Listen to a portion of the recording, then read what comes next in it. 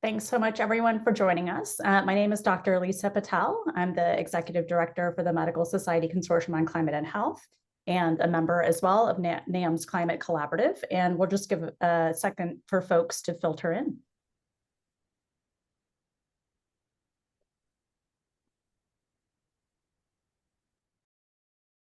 And as folks are filtering in, we're here for the Climate and Health Learning Collaborative, the regional webinar series.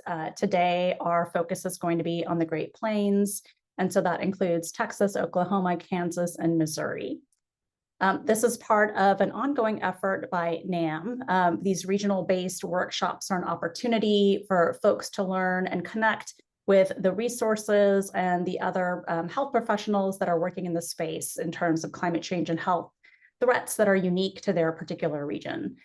Many of our goals are to both connect community and create opportunities to lesson share in terms of opportunities to move education forward.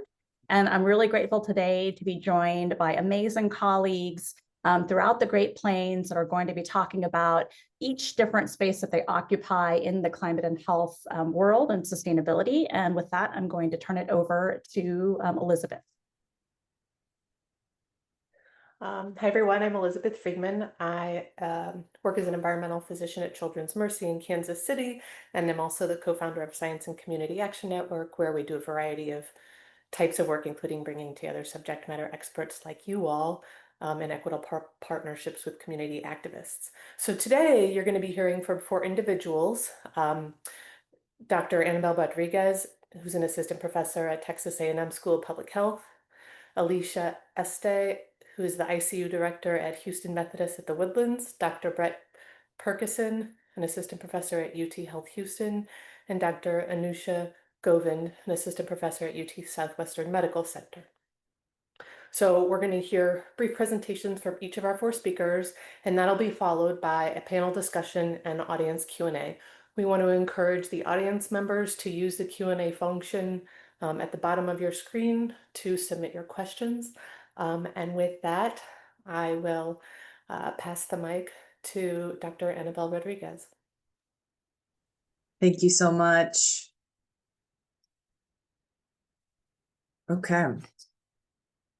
So I want you to take a look at this slide that has all of these headlines of different events that have happened among agricultural workers. Occupation is a critical social determinant of health, especially among agricultural workers who often endure these precarious employment conditions, hazardous working conditions, and limited access to healthcare, which is what I'll focus on today, and the barriers. These workers are frequently immigrants or migrants with limited English proficiency, and they face elevated risk of heat-related illnesses, pesticide exposures, infectious diseases, musculoskeletal injuries, basically everything that you see on this slide, while lacking the proper labor protections and preventative services. In addition to this, environmental justice is essential to address these disparities. Agricultural workers are disproportionately exposed to environmental hazards due to the nature of their work in rural regions, which is where most of these farms are, underserved areas where they live and they labor, these medical deserts, as we refer to.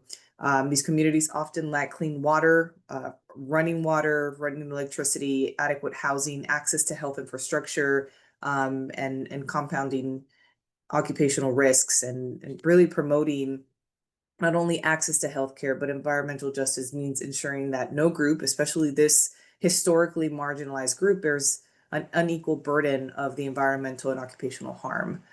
So really advancing the health equity of agricultural workers requires this integrated approach, right? Which is why I'm here as a field occupational epidemiologist talking to a group of physicians, because it not only addresses the health barriers, but also that workplace safety and the broader environmental conditions that shape their health outcomes. Next slide. So I want to give you just a soft introduction into the U.S. Ag industry. It's divided into the produce side and the livestock. The produce side it's seasonal. It's very weather dependent. It's what we call chasing the crop or following the crop, where people migrate to where the job is, versus livestock is non-seasonal. This operates 365 days a year, 7 days a week, 24 hours a day. This includes the dairy industry, the poultry industry, the swine industry. It's all, though, an integrated system of inherent hazards. As I said, in the last slide, it's very injury prone. There are many environmental exposures. Most of these farms, especially the livestock farms like dairy farms, are family operated. We're seeing more and more kind of this merging of the smaller farms into bigger operations. On the produce side, you have farm labor contractors that work with the bigger farm owners, producers, growers, and the bodegas or the pack houses, where they're paid in either weekly, daily, or by piece. And more so than ever, there's a high dependency on foreign labor. There's been an increase in the seasonal H-2A visa, which is a visa just for agricultural workers. Since 2019, there's been a huge spike of it, and really relying on this type of visa, which of course within itself has its labor issues. So that's the ag industry. Now I want to introduce you to your modern farm worker. This is predominantly an immigrant Hispanic male, about 30, 35 years of age, ranging anywhere from teenage years all the way into, we've seen deep into the 70s. I've spoken to a 91-year-old who was still out in the field, cleaning fields in the middle of the day. An average of maybe about a little bit less than 5 years in the US. Limited English proficiency, speaking languages apart from Spanish, Nahuatl and Quiche. Quiche is one of 25 languages in Guatemala. Limited English proficiency and living below the poverty level for a family of 5 in Texas. Next slide.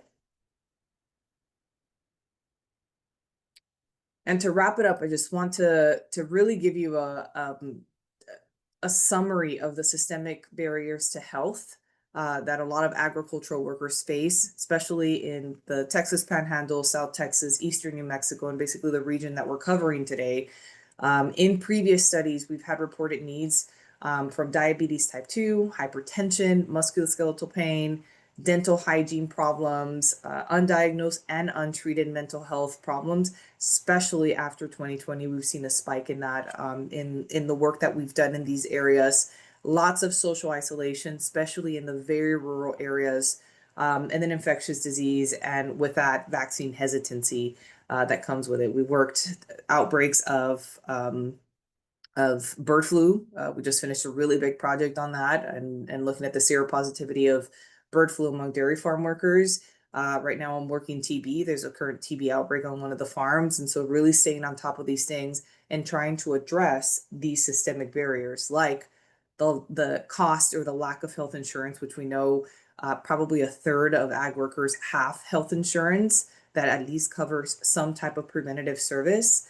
The barrier of communication, culture, and literacy, right? Lacking that English proficiency and sometimes speaking languages that are aside of English and Spanish, conflicting work schedules, working from dawn to dusk.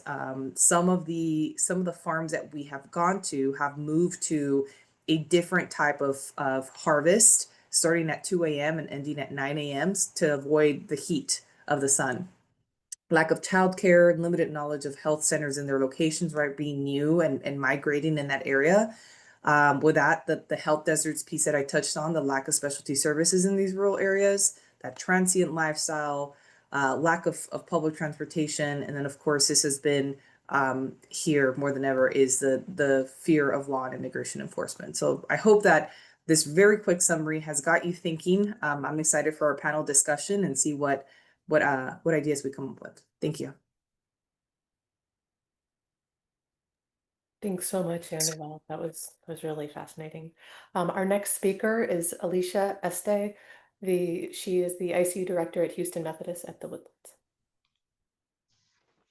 Hello, everybody. Like she said, my name is Alicia. I am over critical care services at Houston Methodist, the Woodlands Hospital. You can go to the next slide. So we are one of 9 hospitals in the Houston region. We're very thankful that we do have an Office of Sustainability in the Houston Medical Center. They support us through calculating emissions, running life cycle analysis, but Today, I kind of wanted to focus on how we got our sustainability committee up and running here at Houston Methodist, the Woodlands, some of the projects that we've been working on, and then how you could probably translate some of these practices into your own organization. So I really think recruitment starts during hospital orientation. So as we have new staff members on board, we educate them on the different councils we have here at the hospital. Our sustainability committee is one of them. So we're always recruiting green leaders, and we also educate them on the different practices that we focus on in our sustainability council. You can go to the next slide. We also educate them on the commitments for the committee. So we want them to attend regularly. We want them to not only show up, check the box that they're here, but we want them to be engaged. Some of the best ideas that we've had for sustainability have come from staff who are at the bedside. They're more aware of, hey, maybe we can recycle this, or hey, let's try this. So we really want staff who want to get involved to generate those ideas and actively participate. You can go to the next slide. So it's not just nursing that we want involvement from. As you can see from the slide, sustainability touches every part of the hospital. So not only nursing, but facility, security, marketing, who uses a lot of paper. So every department in the hospital has an opportunity to play a role in sustainability. So we have members on our council from all over the hospital. You can go to the next slide. So as I mentioned earlier, our Office of Sustainability is downtown in the medical center, and we really work with that department on if we want to do a project. They help us with the life cycle analysis. They also help us with our carbon footprint. This is our own hospital's footprint that they shared at the beginning of the year. So we noticed that we're pretty high in electricity and water aspects. So just kind of food for thought with the electricity. So, in healthcare, we use a lot of machines. So understanding the emissions that are driven with equipment when it's turned on, when it's off, or when it's on standby, we know we have some opportunities with re-educating some of the staff on if an equipment's not needed to make sure that it's turned off. You can go to the next slide. So this is kind of our annual goals, and this isn't just the leaders on the committee coming up with these goals. It's shared decision-making during the council at the beginning of the year of things that staff want to focus on throughout the year. So we have a Hill Center here where patients can go and do healthy meal prep options. So our Sustainability Council met over there, and we did healthy meal options there. We have an upcoming outing going to Moonshot, which is a composting facility here near the hospital. Ongoing recruitment of green leaders. We also are going to have an upcoming community initiative, which is a women's blanket drive. And then so a lot of activities and thought go into our Sustainability Council. And like I mentioned earlier, these ideas are driven from the committee members. You can go to the next one. So these are some things that we've done throughout the year. Like I said, ongoing recruitment. Our biggest thing is partnering with our vendors. So our recycling company, Medline, is our huge vendor that supplies the majority of our supplies here at the hospital. They come into our organization and re-educate staff on items that we can reprocess, items that can we recycle. We want staff to know things that can be recycled or reprocessed so it doesn't end up at the landfill. So really partnering with them. And then also partnering with waste management to ensure that the items that we are recycling is actually getting recycled. And then we do have an upcoming partnership with Moonshot on compost recycling as well. We did adopt a family for a sustainable food drive. We also have Starbucks here in the hospital, so we partnered with them for a coffee ground initiative. So as you can see the picture on the left, so they placed the used coffee grounds into a basket. Patients, families, staff can pick up the coffee grounds, bring it home to put in their garden. So that's been well received by staff and patients. And then we recently held a sustainability fair in the hospital just to kind of give staff, physicians, an idea of what our council does, the different vendors that we connect with, and then how their work at the bedside can help us meet our goals. And then we just have monthly socials just to get staff and our committee members involved. You can go to the next slide. And then on Wednesday, we held our inaugural Green ICU conference. So we had guest speakers from all around the globe. In the ICU realm of healthcare, the United Kingdom is leading the way in sustainability. One of our guest speakers, who I was a panelist on, Dr. Heather Bade, she's a nurse out of the UK. They just recently released a recipe book. So it's kind of a step-by-step guide to sustainability in the ICU. She's done a lot of work with gloves off campaigns, so reducing the amount of gloves that healthcare workers are utilizing without compromising infection control purposes. So a lot of work there. I think we had over 250 attendees from around the world. So it was an awesome first conference. We will hold it again next year. So if you're interested, let me know and we can send you the invite, but great conference. And go to the next one. And that's all I have, and I will pass the baton to William. Actually, to follow the rules. Yeah, so Dr. Brett Perkison, is the assistant professor or an assistant professor at UT Health Houston, is going to be presenting next. Hi, thanks so much for having me here this afternoon.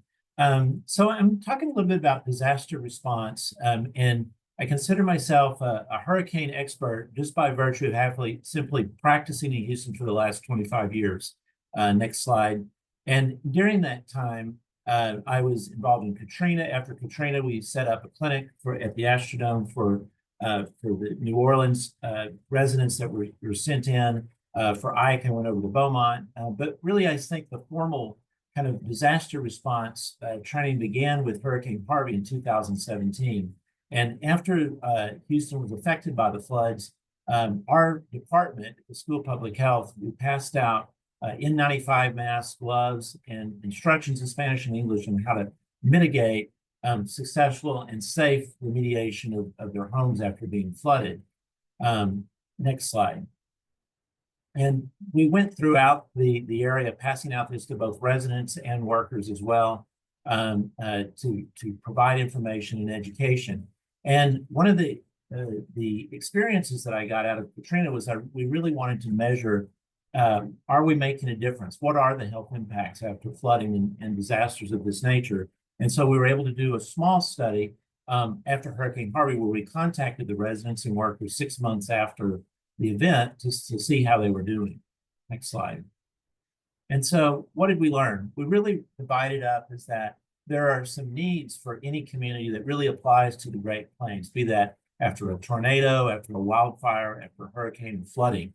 And you really can divide that up between before the disaster, and that's where training is needed, education and assessment, both in terms of health assessment and education. And then during the disaster, logistical coordination is needed in terms of communications. Where can workers and residents find food, supply, and housing? Hazard identification for specific hazards that might be in the area. And then afterwards, there's development of chronic diseases that develop from these prolonged exposures. Many residents will not be able to renovate their homes soon. It's a slow process from a financial standpoint and supply chain standpoint. And then for the workers to continue to train and improve their training so that next time that they're even more prepared. And so these are very repeatable for different disasters. They're very set of items that we need to learn about. And as a result, I was able to, with a grant, created an app over the last few years called Pocket Art. I'm going to just tell you a few features about that in the next slide. And so it tries to address that. Next slide. And so what this app does is that it tries to address a number of these different issues for users. And you can think of this in terms of construction workers that are going into an affected area. You could think of it in terms of people that are insurance subscribers, perhaps that have cancer or other chronic needs, and how they can stay in communication after a storm. But we have one is creating a contract that's for the construction workers so they can document their wages and how they're getting paid, when they're getting paid. That's very useful. Also ask them a set of questions for health surveillance of, do they have any breathing problems, cardiovascular problems, anything that would preclude them from going into an area that is affected. And we have installed HIPAA walls to protect personal information. We also make that optional, but as a way of kind of ensuring, are you ready to go into this area? Next slide. We also have, again, for workers, we have information on proper use of wearing masks, wearing gloves, watertight boots. We also were able to use a COVID-19 supplemental grant to provide just information on respiratory-borne diseases. And as many of you probably remember, during COVID or after natural disaster, you don't have running water. Respiratory-borne diseases are a tremendous problem. So providing education for that. And then for workers, a place where is the worker picked up and where are they dropped off in the chaos and in the aftermath of the storm. A lot of times workers aren't picked up afterwards. People aren't able to get in. And this helps to kind of provide kind of a backup for the worker advocacy group or family members to locate where the worker is. Next slide. And it also provides, you think of it in terms of both the resident and worker who's completing the training and who's doing the action plan, and then deploying to a site and utilizing these tools. Next slide. But it also looks at the coordinator, who really is if it's a foreman for a construction company, is you've got a group of people going to one site, and they have these workers that are now qualified, who've taken these health assessments, they've had the education that they need, they've been evaluated for readiness, and they're cleared for deployment. But this can also be used, you can think of it in terms of first responders or other volunteer groups where you have coordinators like with the Red Cross that are coordinating the volunteer work. So this kind of two-part communication can help provide a little bit of organization to an otherwise very chaotic environment. Next slide. And this is really kind of just the last point, is that what you're looking for is a commonality here where you're having allocation of resources to an at-risk group to enhance their health and safety environment. And so because we are providers, there's tools like this, and I'd be glad to, if you'd like to reach out, I'd be glad to tell you more about Pocket Arc and partner with you if your healthcare organization is interested. But aside from that, you as an individual provider or your healthcare organization, you can start providing education to your patients and your healthcare education about the risks that are unique to you regarding natural disasters. And that can be, of course, heat stress, which applies to all of us, but it can also be where can you get resources, who's at risk in the flooding, where are the flood zones? A lot of people don't even know that they're at risk in a flood zone. And when you're providing that education, I also would recommend that you do use environmental coding, environmental counseling. There's T codes on this, because then we can begin to really assess, what is the impact of natural disasters on our community? And you as an individual provider can provide that input. And then being active in disaster response communities and committees, whether in your hospital or your organization, providing your medical knowledge and being aware of what are some of the hazards that are associated with natural disasters. And then afterwards, when you see people after one of these natural disasters, again, using documenting that, looking at the associations, and then providing feedback to the medical community. Sometimes we think we have to have this 20,000 member study of a randomized controlled trial in order to publish something, but case studies, your own individual encounters within your own clinic can provide a powerful voice, not only to your community, but to your policymakers. And we really are kind of the eyes and ears of kind of some of these natural disasters that are affecting us. So thank you for your time. Thank you so much, Brett. So our final speaker before we start the panel conversation is Dr. Anusha Govind. She's an assistant professor at UT Southwestern Medical Center. Thank you so much, Elizabeth, and thank you everyone for joining, and thank you to my other panelists for kind of highlighting all the great boots on the ground work that you guys are doing in your individual communities and beyond. I'd like to sort of wrap up our panel by offering a little bit of a different viewpoint. So I'm an infectious disease physician at UT Southwestern in Dallas, and I started our first climate and health elective for our medical students, and I'd like to talk about how we implemented that and kind of how we're really preparing our future physicians and other healthcare workers on these changes that are coming related to climate. Next slide, please. So this started out, I started this elective back in 2021. It was the year after the big Snowmageddon situation here in Dallas. At that time, I had been 38 weeks pregnant, and I remember a student, I mean, it was just kind of a disaster. And it was actually a student that reached out to me and said, hey, we really got to start thinking about this. We need to start some modicum of teaching about climate and health. So we put this elective together. So it was me and two other students actually at the time. It's a 14-week longitudinal elective right now. So it spans 14 lunchtime sessions. It's really geared towards first-year medical students only because they have the most availability at lunchtime. Initially, we started out, our sessions included basically, I think it started off at 12 weeks. We had 12 didactic sessions.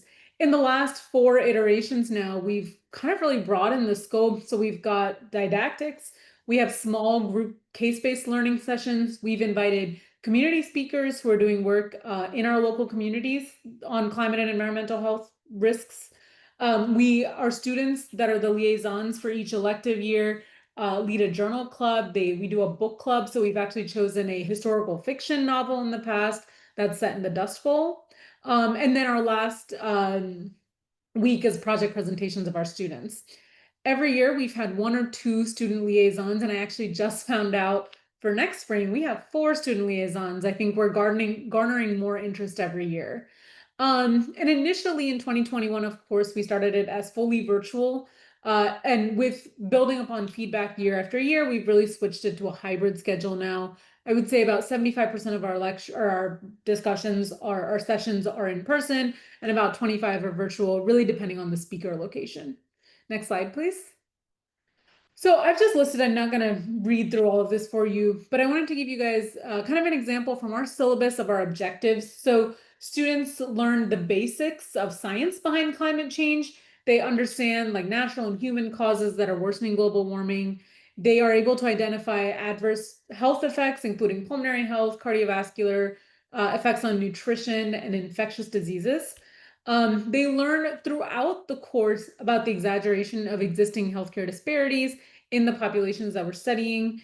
One of our favorite sessions that we have is one of our speakers talks about how to appropriately take an environmental health history, and also do a lot of patient counseling on their chronic conditions, how those are going to be affected by weather variables, medications. And so that's really always a favorite for our students. Based on this, we also have actually incorporated like a standardized patient session now. Students are going to be able to list concrete changes that they can implement in their practices and in their lives to decrease their individual carbon footprint.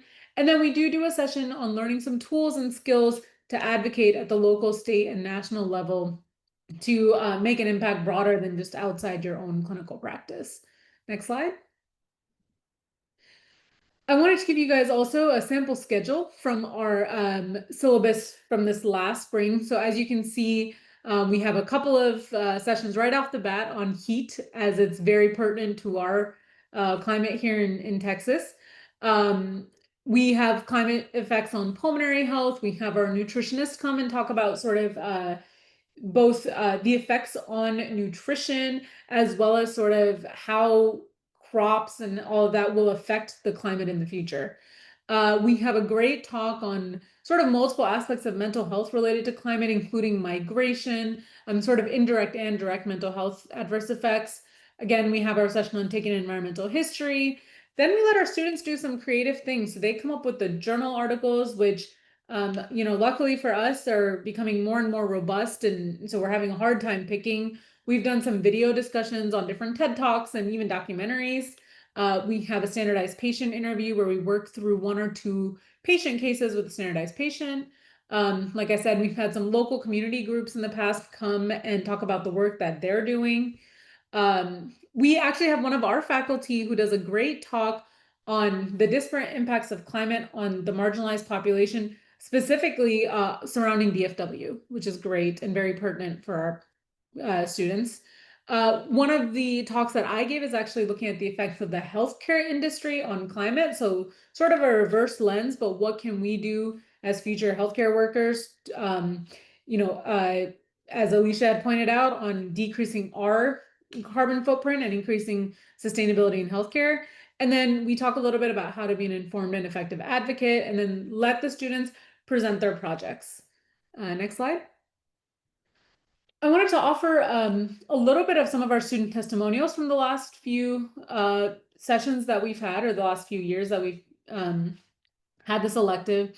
I think what's really exciting is that the feedback is generally always very positive.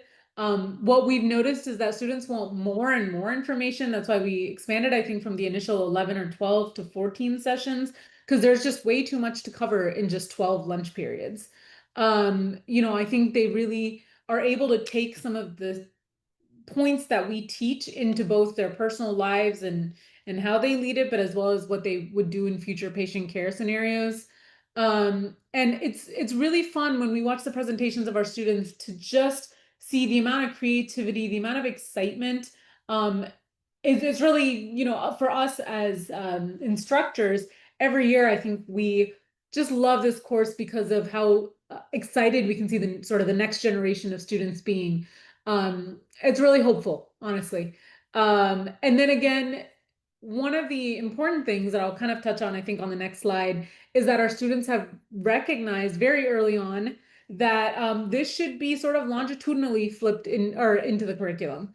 And so I actually have titled this a little bit incorrectly. It's the integration into the full, like the core preclinical curriculum for medical students, not residents yet. So we started our attempt number 1 2.5 years ago now, where our goal was to get this not as just an elective, but into the curriculum for all of our med students.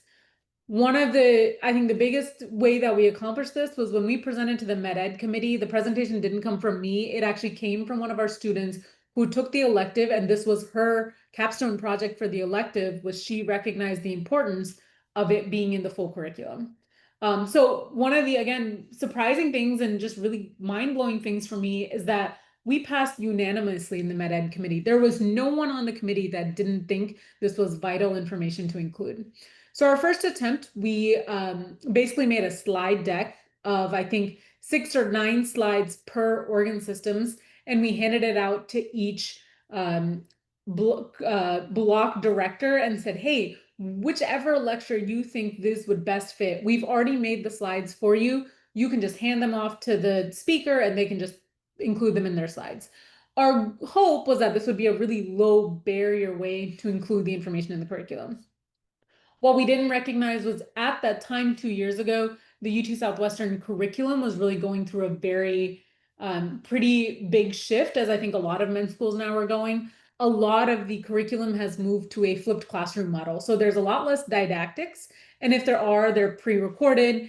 And the focus is more in case-based learning sessions or small group sessions. So for this year, we've again gotten it approved by the Med Ed committee. So our goal for this year, as our revised plan in getting it into the full pre-clerkship curriculum, is to go along with the flipped classroom model, and instead of didactic sessions, actually have small group case-based learning sessions. So we're hoping to implement these 1 to 2 hour sessions in our HEMONC, or sort of the infectious diseases block, the cardiovascular systems block, and the respiratory systems block. So it's pretty exciting. I think that our curriculum, which really had just started as an elective, will be implemented to all of our medical students. And then to build on this, we're trying to implement sort of a very similar case-based learning session into our internal medicine residency curriculum. So myself and another faculty who runs the elective with me, we will be hopefully doing a week of noon conferences where we'll have 2 to 3 didactic sessions, and then the other 2.5 sessions will be case-based learning sessions on the effects of climate and health. Next slide. So just a couple of take-home points. That was the very high-level overview. I'm really happy to sit down and discuss with any of you guys how we got this started, what it took, how we've kept it running and sustainable. I think we were one of the first, if not the first or the second institution in Texas to have climate and health as a part of our curriculum. So it's been very exciting. We've networked with people around the country. There's lots of other programs, as you can imagine, in other parts of the country that are already working on this. And so it's really exciting to be one of the first in the South. So take home points. I think it's really important that it should come from the students. I think having student buy-in is very important. So having your students go to the leadership saying, this is something we think is necessary is very important and really goes a long way. You want to make sure you're collaborating with faculty and speakers from within your institution, but also outside. A few of our speakers are actually not affiliated with UT Southwestern, and some are from out of state. And that just like brings in such a much more wide variety of expertise. I think it's important, as we've learned, to have a variety of materials and learning methods. So again, we started out as pretty much all didactics, really due to COVID and being fully virtual. And the students are able to gain so much more from the case-based learning sessions. And when the students are designing some of the sessions themselves, that really goes a long way. And then, of course, as with anything, you want to elicit feedback with every iteration of the course. See what your students feel is missing. See what they think, could be condensed. What do they want to learn more about? What do they want to see about? And I think it really helps to make the course better every single year. So that's all I have for you guys. And again, I'm happy to answer any more questions. Wow. Thank you, each of you, for really fascinating presentations on how you've been able to integrate a climate response into your day-to-day. We're opening it up to all 4 panelists now, and hope that the audience members will start entering some questions into the Q&A option. I'll start with a question. I was hoping, and feel free to, anyone can answer, you would talk a little bit more about how you've been able to engage across disciplines and sectors, like with community groups and government agencies, tribal organizations, and why and where it's been helpful or where it has not. And this is in general. I think I can take it. Yeah. So we've worked closely with our local health departments to try to get workers vaccinated. Also, all the federally qualified health clinics in the area to get services to workers either on site or have some type of voucher program where we can send them or refer them over to their clinics. As far as with the infectious disease piece of this, like with bird flu and TB, we've also worked with the Texas Animal Health Commission, the USDA, CDC to really bring that One Health perspective of not only the worker side, but also the health of the animal, which is also important, and environmental health. And I think those 3 pieces, although sometimes it's very hard to herd the cats, right, and get everyone in the same room, is key. And has been a really good strategy to really improving the health and safety and well-being of workers. So sorry, I was Sorry. just going to follow up with Annabelle. Who's doing the herding? Usually me, and asking for lots of favors and lots of free things. But it helps that there are amazing people working in some of these institutions that care about their communities. And it just takes poking and advocating, which is why I agreed to be here, because if I could just spread a little bit about what ag workers are going through in these rural areas, and just give you that just a little thought in there so that the next time maybe that you encounter an ag worker, or think that it's an ag worker, maybe ask about the occupation and the exposures and maybe their living conditions, because it could tell you a lot about a person's health and their well-being and their safety. Oh, thank you. Brett, sorry I interrupted you. Please. Oh, no problem. I was just going to add that, when you have a particular group, like we were interested a lot in day laborers and finding out how their response to disaster workers. A physician group from UT Health didn't have a lot of, we hadn't built up a lot of trust or rapport with that group. And the way we did that was we partnered with a worker advocacy group that did have that relationship in that time. And so I would just say to the audience, if there's a particular group you'd like to reach out to that you feel like is at risk, is partner with organizations that are out there, and it can help you advance years really in a relationship to gain their trust. Because my experience is if the supporting organization trusts you, then the affected group will trust you automatically. It helps a lot. Yeah, building that legitimacy is so important when working in the service of others. Do any of the other speakers have thoughts on that question? Shall we? I would just say from a healthcare standpoint, one of our partners is Medline. So they are our supply chain. So we meet with them a couple times a year and look at our reprocessing numbers. So if we are reprocessing, that means we're diverting stuff from the landfill. So that's a big partnership for us to make sure we're doing the things that we need to do. As we have new employees on board, it's important to educate them on the items that we can recycle and reprocess. So that way, you know, we're going on an upstream with our reprocessing.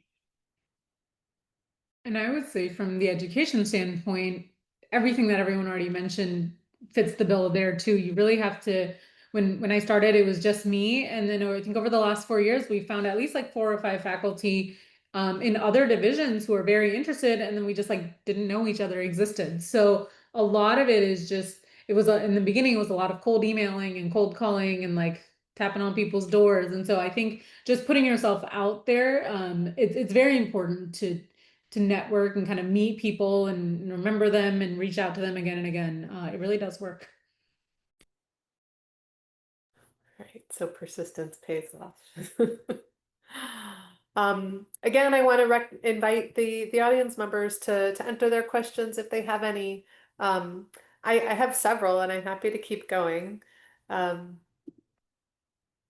Here is one from Teddy Potter. What is the best way for us to share the narrative about the disproportionate climate risk for seasonal and agricultural workers? I do not think urban people in particular understand the challenges. Yeah, it's a great question. I think first of all, by being engaged with your patient and asking them, I think this is maybe hopefully this is a perspective that I'm supposed to be answering it by and asking those necessary questions about the occupational exposures that they have, but also talking about it. I think the majority of Americans have no clue where their food comes from.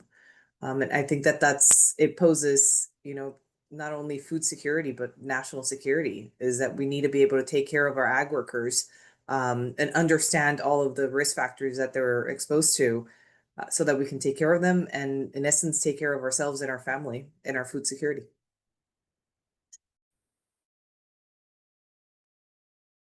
Does anybody else have thoughts on that question, Brett?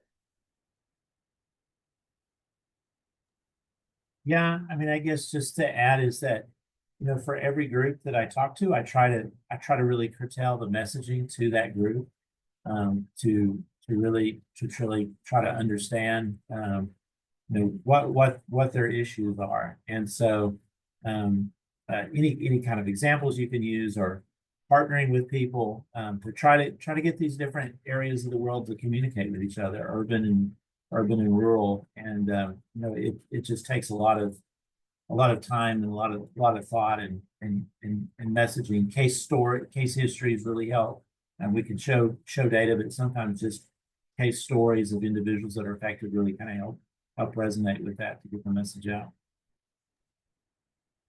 Thank you, guys. Well, I have another question. So our audience is pretty diverse in terms of what they do, where they do it, academia, non-academia, working for an institution, working independently. If a clinician came up to you and said, what can I do? Where can I start? Each of you has done some pretty robust, big work. So I guess it's a two-part question. The first question is, you know, where do I start? You know, we heard a little bit from Anusha about just, you know, just being persistent. But let's say one individual approached you and said, where could I be inserted into this type of work? I think a lot of us don't necessarily want to reinvent the wheel. We would like to join a team.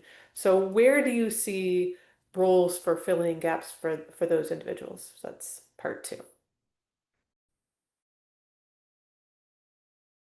I think I can start. and this is just, I guess, one opinion or one part of the answer, but I think what I've learned in the last 4 years, and I really only got into this like climate space like 5 years ago during COVID, and what I've learned is that there's so much. There's like, you know, as you can see, all 4 of us are doing wildly different things while sort of trying to achieve the same goals, maybe for a different population, a different community, a different subset of people.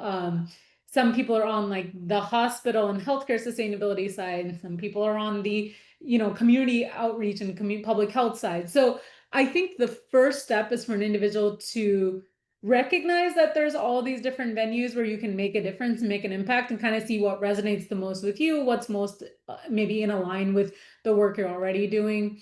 I think from like a hospital side, joining something like the sustainability committee, or first of all, identifying if one exists, kind of who's involved in something like that.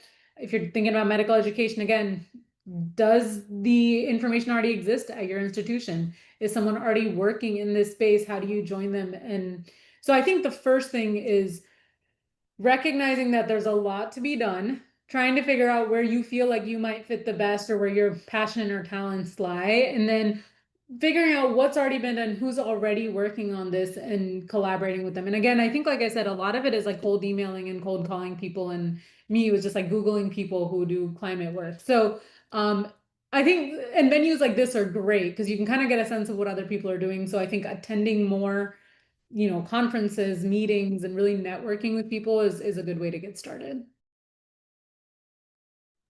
Thank you. I know for us here at Houston Methodist, the Woodlands, I got an email last week or the week before from a GI physician who wanted to discuss sustainability and endoscopy. And that's not my area of expertise. So that kind of have to collaborate with other departments. So supply chain, looking at what product he's looking at. Is it a product that we need to recycle? Is it a product that we need to reprocess? And also partnering with our environmental services team that if it is a recyclable, is this something that we can connect with our current vendor, or do we need to look at a different vendor? Because right now our soft plastics, hard plastics go to a particular vendor, but if it's PVC, that's something we're still looking at, and who can do that type of plastic for us. So I guess I'm the face of sustainability here at the hospital. So people just email me. So, you know, I may not always have the answer, but I know who I can partner with in order to help those who are interested in sustainability in their department.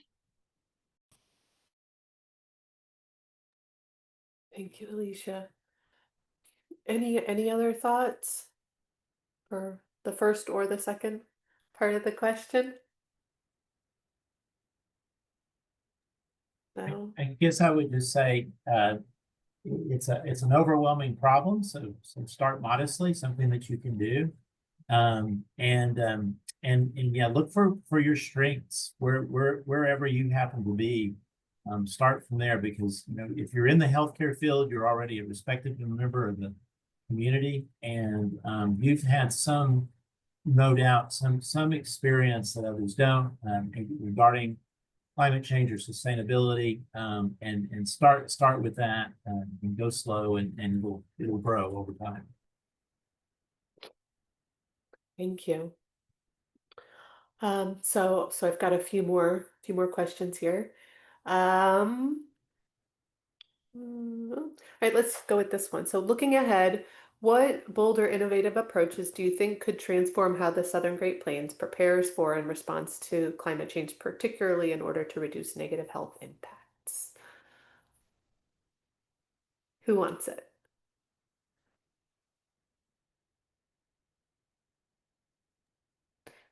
I guess I can start. Yeah, I mean, I really think healthcare systems in general, with the development of electronic health records and technology, that we're at a time when we can do things that we haven't been able to. And one of those things is looking at associations of climate effects on individuals, and kind of monitoring that and assessing that has become easier. And so I would say, if you're part of a healthcare system, you know, trying to work with your healthcare system to assess what is the impact on a particular disaster, climate change on your community. Start with health, heat stress. If you need anything else, trying to capture that, and then try to quantify that amount about what is that impact, and then that will help leverage investment in the infrastructure to prevent that, whether that's heat stress, it's cooling tents to do that, and policy advocacy work. All of those things can be done, but take these existing systems. I think it's got a lot of potential for that. To look at the financial and the health impact combined makes a powerful argument to start remediating systems. Any other thoughts?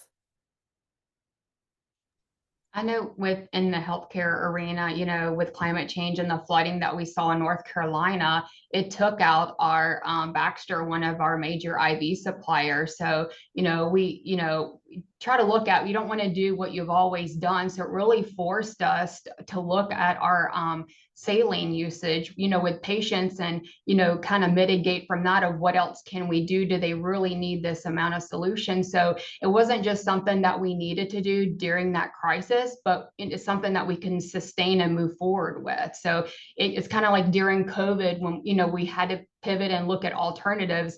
The flooding in North Carolina, had to do the same thing there. Yeah, you made a really important point there, Alicia. Anybody else want to answer it? I feel like you guys kind of answered it with your presentations and describing what it is that you're doing already, but okay, here's one. Do you guys have any tips on, how to navigate this current moment, the current state of the world, relating to, how climate change might be a political word, and sort of navigating that situation while you continue to do good work and maintaining the integrity of science?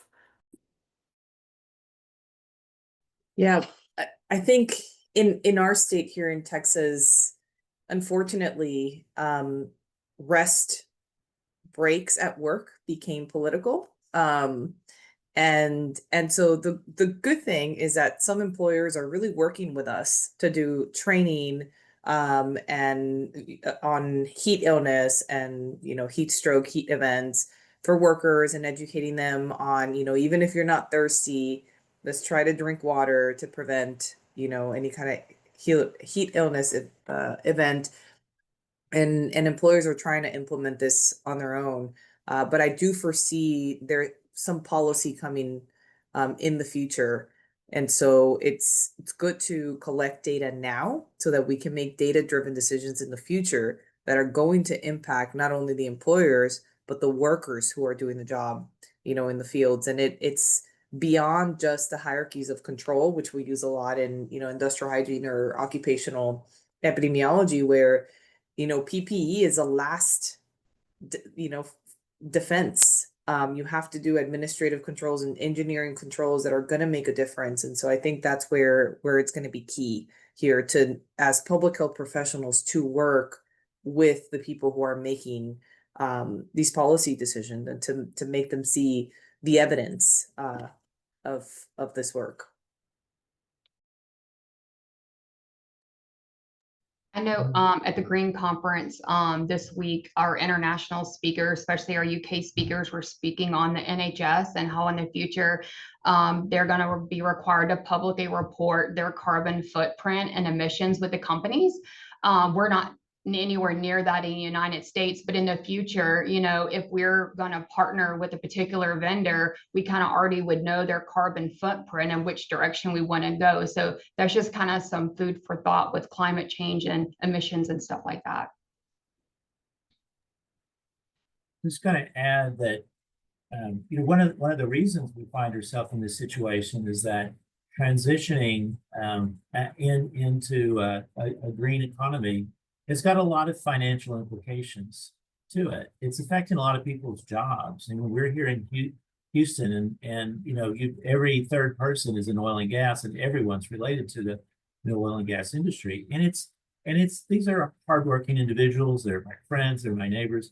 They're people. And so I think we have to, show compassion that there's a reason why there's this pushback. And then that being said, when we present data, we can stick to the science, because because science is on our side. It's very easy to show this stuff. And also frame it in terms of the financial, go back to the financial impact. Transitioning to other sources of energy, doing things to prevent climate change, that's going to cost a lot of money. And so you have to make the case for it. As healthcare people, we're trained to think about the science, but we really have to stretch ourselves and think of ourselves as financiers and what is the return on investment? And everything has to be framed in that, because this is affecting people's livelihoods. And so present everything in those two lenses, and then avoid the editorial comments about who's doing what to whom and particular names. That's not good. It makes people defensive, and they're not open to suggestions. So it's not an easy task. It's something that we all wrestle with, but I think that should be the goal. Thank you. So I've got a final question for everyone. If you could leave the audience with one action or takeaway to focus on tomorrow or Monday, what would it be, and what gives you the most hope as you continue to do this work? Let's just do a round. I I guess, think oh, go ahead. go ahead, do your thing. No, I'll keep it simple. It's just to appreciate where your food comes from. I like that. I was gonna say, talk to people. So I think one of the things that gave me hope through this whole process is seeing that there are lots of people who are on the science side of things. And so I think it's nice to have that reassurance once in a while. So, talk to people around you. Like Brett was saying, these are your friends, your colleagues, your neighbors. Try to listen, try to understand. And I think the next generation is what gives me hope. And hopefully our generation too. For me, I would just say everybody has a role to play. So get involved where you can, share the ideas. Don't think your idea is too small, but definitely get involved. Yeah, I'll just say, stay optimistic. That's where the energy is. Everything that you do is an improvement to the contrary. It's not a black or white issue. Everything we do is helping make a more sustainable society. And by just virtue of what you're in, you are, again, to reiterate, you're a leader and you can make a difference. Thank you all so much for your insight and for sharing your expertise and, spending the time to put it all together. And thanks to the audience members for showing up on a Friday afternoon. So this is our closing slide. The recording of today's webinar will be made available on the NAM website, and we would really love if you could take some time to give us feedback. And if you have any questions, please don't hesitate to reach out. Thanks for joining.